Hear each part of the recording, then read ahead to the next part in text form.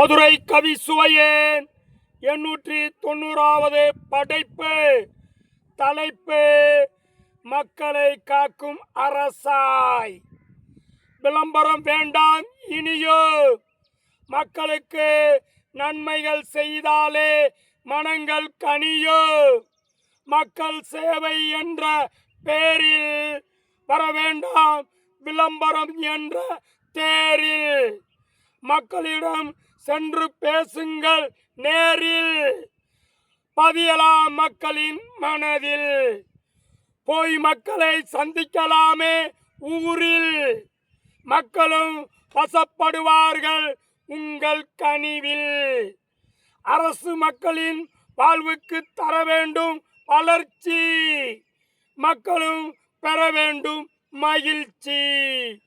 இனி அரசு மாற வேண்டும் விவசாய், மக்களை காக்கும் அரசாய்.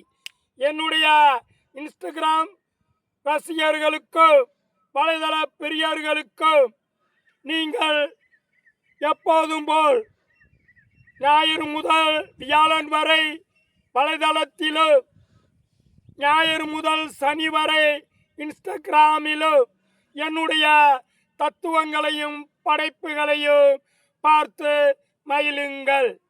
நான் யாரையும் குற்றமோ குறையோ அல்லது ஒரு காழ்ப்புணர்வோடோ என்னுடைய படைப்பை நான் தொகுப்பதும் இல்லை, அமைப்பதும் இல்லை.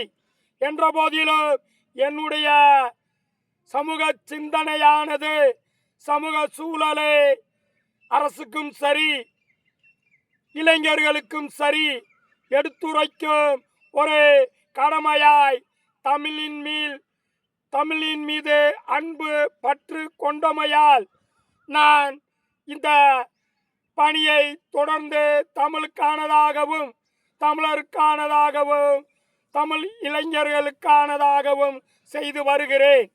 நான் இன்ஸ்டாகிராமில் பதிவிடும் 37,000 தத்துவங்கள் என்பது உலக சாதனைக்கானதாய் உருவெடுத்து தொகுத்து கொடுத்து வருகிறேன்.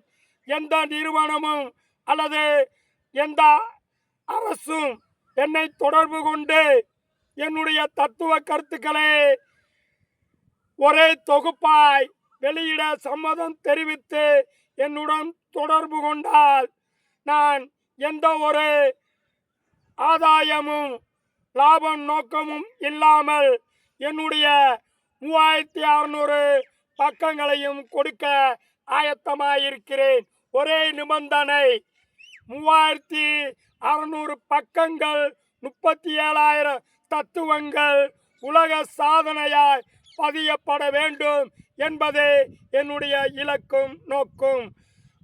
அதோடு அதற்கான வாய்ப்பு வரும் வரை நான் என்னுடைய தத்துவ கருத்துக்களை உங்களுடன் பகிர்ந்து வருகிறேன்.